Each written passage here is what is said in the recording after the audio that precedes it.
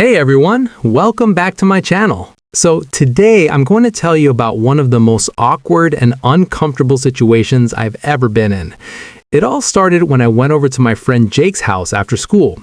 We were supposed to work on a group project together. Nothing unusual, right? I've known Jake since middle school, and I've been to his house hundreds of times. His mom, Mrs. Thompson, has always been super nice to me. She'd make snacks, ask about my grades, treat me like one of her own kids. That day was no different at first. Jake and I were in the living room spreading out our books and laptops when she came in smiling and asked if we wanted something to drink. I said yes to tea because I was thirsty, and she went to the kitchen to make it. Everything felt completely normal. A few minutes later, Mrs. Thompson came back with a tray, 2 cups of tea for me and Jake, and some cookies on the side. She handed me my cup personally, her fingers brushing against mine a little longer than necessary, but I didn't think much of it at the time. She sat down on the couch next to me while Jake was grabbing his notes from the other room. She started asking me the usual questions, how school was going, if I had a girlfriend yet, stuff like that. I answered politely because she's always been friendly. But then her tone changed a bit. She leaned in closer and said I'd grown into such a handsome young man. I laughed it off awkwardly, saying thanks, and tried to focus on my laptop. Jake came back right then and we started working, so the moment passed. We worked on the project for about an hour, and things seemed fine. Mrs. Thompson left us alone mostly, but she kept coming in to check if we needed anything. Each time, she'd smile at me specifically and ask if my tea was okay. At one point, Jake's phone rang, and he had to step out to take a call from his dad about picking up his little sister. He said he'd be quick, maybe 5 minutes. As soon as he left the room, Mrs. Thompson came back in. She sat down right next to me again, closer than before.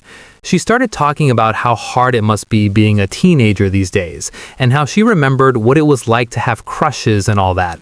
I nodded, not sure where this was going. Then things got weird. She placed her hand on my knee while she was talking, saying something about how mature I seemed compared to Jake. I froze. I didn't know what to do. My heart started racing because this was my friend's mom, someone I'd always seen as just a parent figure. I shifted away a little, trying to make it look natural, and said I needed to check something on my phone. But she didn't move her hand right away. Instead, she smiled and said I didn't have to be shy around her. She told me that if I ever needed to talk about anything personal, like girls or whatever, she'd be there for me. Her voice was lower than usual, almost whispering. I was panicking inside, but trying not to show it. I mumbled something about the project and pulled my leg away.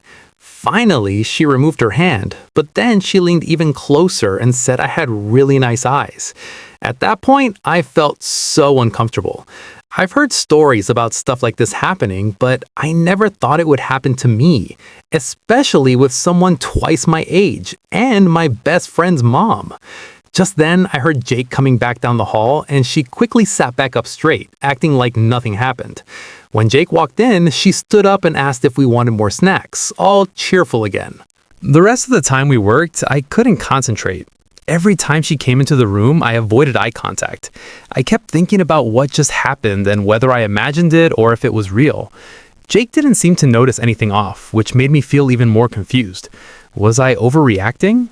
But no, her touch and the way she spoke weren't normal. After we finished the project outline, I made an excuse that I had to get home for dinner earlier than usual. Jake was cool with it, but Mrs. Thompson looked a little disappointed. She walked me to the door and said I should come over more often, even without Jake if I wanted. As soon as I left the house, I felt a huge wave of relief, but also disgust and confusion. I walked home fast, replaying everything in my head. The hand on my knee, the compliments, the whispering. It all felt so wrong. I didn't know who to tell at first. Should I tell Jake? That could ruin our friendship. Should I tell my parents? I was embarrassed even thinking about it.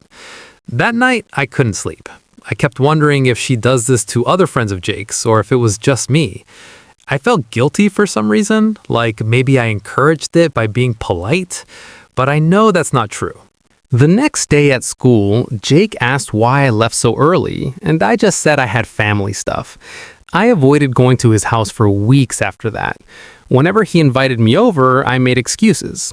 Eventually, he noticed and asked if something was wrong. I didn't want to lie forever, so one day after class, I pulled him aside and told him everything.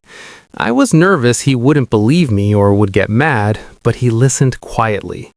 When I finished, he looked shocked and said he was sorry that happened. He believed me right away, which was a relief. Jake told me he'd noticed his mom acting a bit flirty with some people before, but he never thought she'd cross a line like that. He said he'd talk to her about boundaries, but asked me not to tell anyone else because it would embarrass the family. I agreed as long as it didn't happen again.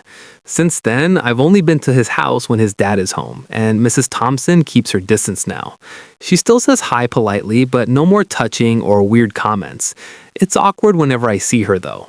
Looking back, that experience taught me a lot about personal boundaries and how even people you trust can make you feel unsafe.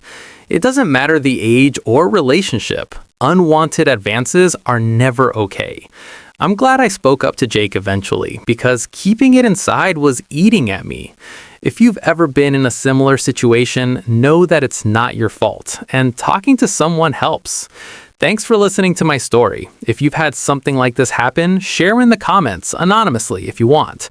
Like and subscribe for more real-life stories, and I'll see you in the next one. Stay safe out there, guys.